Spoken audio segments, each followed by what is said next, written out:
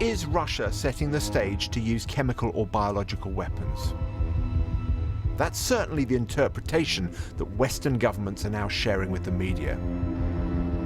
The reason concern is heightened is that Russia has begun claiming that the West has been preparing biological weapons at a secret lab in Ukraine. The purpose of this and other Pentagon-funded biological research in Ukraine was to establish a mechanism for the stealthy spread of deadly pathogens. As well as rubbishing that claim, Western leaders began warning that it may herald Russia's use of chemical weapons. First, the White House press secretary tweeted last night, "Now that Russia has made these false claims, we should all be on the lookout for Russia to possibly use chemical or biological weapons in Ukraine, or to create a false flag operation using them. It's a clear pattern."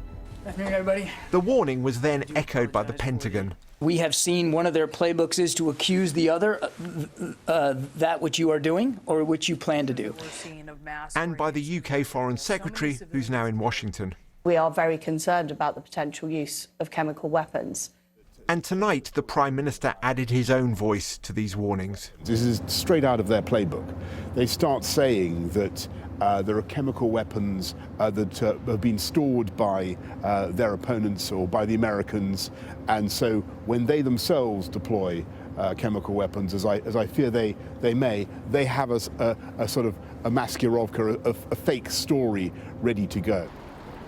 So why might Russia use chemical weapons in Ukraine?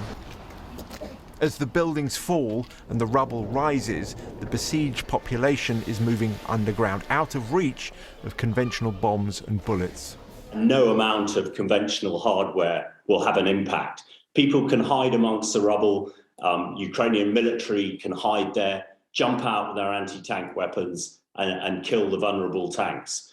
But if you use chemical weapons, that's not stopped by concrete walls and stuff. It seeks underground and kills people underground.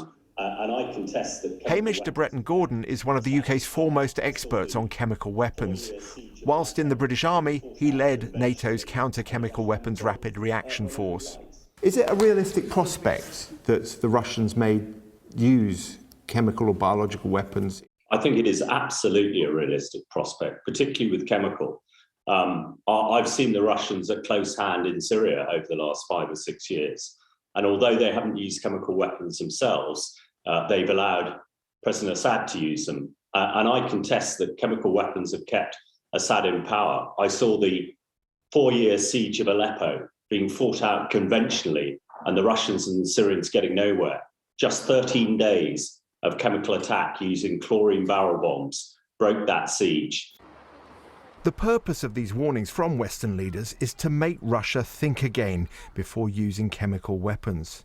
But will the warnings work? The West threatened reprisals against the Syrian president Bashar al-Assad before he used chemical weapons in Syria in 2013.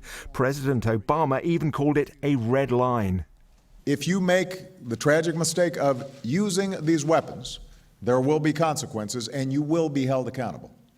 But on that occasion, the US and its allies did not respond. And there are plenty of observers now warning the West not to make that same mistake again. We need to make sure that Putin is aware that we will not accept the use of chemical and biological weapons. Because I think if we're weak there, the next stage is nuclear. So will Vladimir Putin be deterred? So far, nothing the West has said or done seems to have made much difference to his plans, and the danger is that any escalation risks all-out war. David Grossman there. So, how should the West respond to these fears, and is there any point setting red lines if Western capitals fail to uphold them? Shortly we'll be talking to the Conservative MP Bob Seeley, but first joining us from Sweden this evening is the Shadow Foreign Secretary David Lammy. Mr Lammy, thank you for being with us. You heard there Hamish de Bretton-Gordon, former commander of the CBRN regiment, saying we need to be absolutely crystal clear what our red lines are, because if we don't set down these red lines, it will be nuclear next. Well, I think that part of the discussion today about chemical weapons is being clear what Putin is up to in accusing the West, if you like, of plotting to use chemical weapons, and being crystal clear that this would be an abomination. were it to be used in Ukraine. But we have also got to be clear that we do not want an escalation with NATO forces in Ukraine, because we are here talking about a nuclear power. The Organization for the Prohibition of Chemical Weapons would obviously be hugely engaged were they used. The International Criminal Court is already investigating what is happening in Ukraine, and there have clearly been war crimes committed. And we must continue to support Ukraine with air defense missiles and, of course, anti-tank missiles. Yeah, I want to be really clear about what you're saying, though. You're saying it's an abomination. Are you saying it's a red line? Let's be clear. Putin used chemical weapons on British soil. We did not go to war with Russia over that action. We stiffened up our sanctions regime in relation to him, and we commandeered the international community to join us. So he has already used chemical weapons. So he can act with impunity because he has a nuclear weapon. We're talking about a nuclear power, and we do not want escalation of war. No one watching wants to see NATO forces, including our own, engage with war with Russia. That is the truth of it, unless he attacks a NATO nation. You were going to vote against an intervention in Syria after the chemical attack back in 2012, and David Cameron pulled the vote. Do you not think that the fact we didn't intervene at that point meant that we laid the path for future attacks? I think without doubt, when we look back to 2008 and Georgia, when we look back to the annexing of Crimea and the Donbass, when we look back also to actions in Syria, it's quite clear that a pattern of behaviour was there. We should have listened far more closely to what Putin's intent was, and mistakes have been made. And that is why what we're seeing now is united resolve, not just across NATO country, but across the whole global community. That's why 141 countries gathered in the United Nations and voted against Russia's behaviour. So it was a mistake. It was a mistake for Labour to not back action in Syria. Notwithstanding that, Russia is a nuclear power. This is not Syria. This is not Assad, who hasn't got nuclear weapons. And for that reason, we've got to be clear about Article 5, about NATO and our obligations, not just to the United Kingdom, but to the global community. I want to talk just briefly about where you are tonight. You're in Sweden, and I know you've been talking to the Finns as well. And clearly there is a growing attitude in both countries for a much greater debate about joining NATO. I wonder what you think that would do. Would that infuriate and provoke Vladimir Putin, or might it unsettle the status quo in Moscow if people can see that, in fact, contrary to pushing back NATO, NATO is expanding? What's been clear to me in Finland and in Sweden is that the public mood is changing.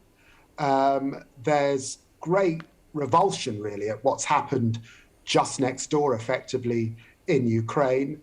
Finland has a long 800-kilometre border with Russia, and these things are very, very sensitive indeed.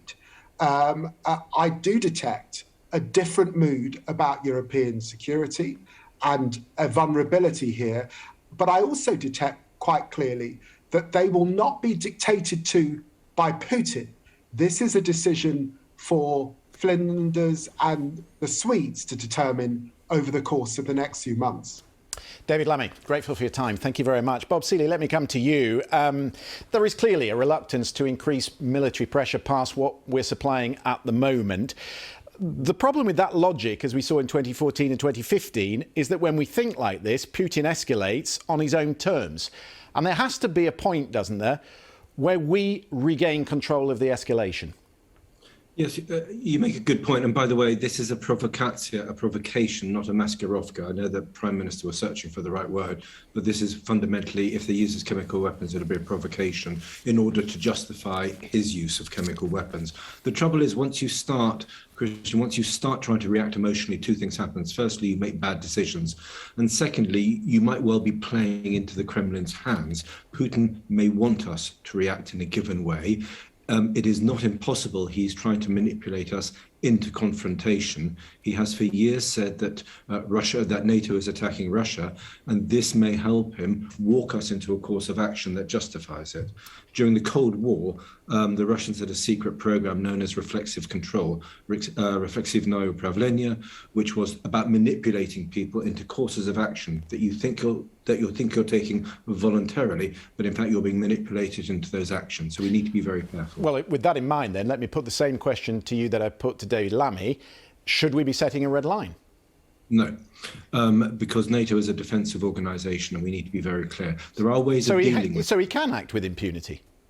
No, because there are other things you can do. You can provide the intelligence so that the Ukrainians can plausibly destroy the stuff on the ground, or if it's being used and operated on, used by the GRU Dirty Tricks Unit, which I think was 29155, the Skripal unit, you can maybe destroy them on the ground as well. You can do opt-outs from war crimes charges for people in the chain of command. You can get onto the phone to the Chinese and saying, what are you going to do when your friend Vladimir Putin starts using chemical weapons? You can use the UN to focus, and you can keep talking to the Russians. So there are lots of potential things that you do.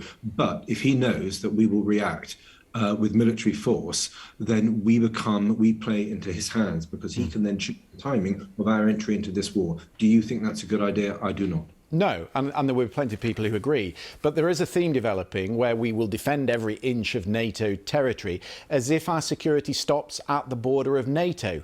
And quite clearly it doesn't. If they were to bomb a nuclear plant or they were to release chemical weapons close to a European border, that has a direct implication on us. And I'm wondering where the moral threshold is. I think the moral threshold is that we understand Ukraine has won this war. Ukraine, unless it is totally annihilated by Vladimir Putin, is never going to live under the Moscow's yoke again.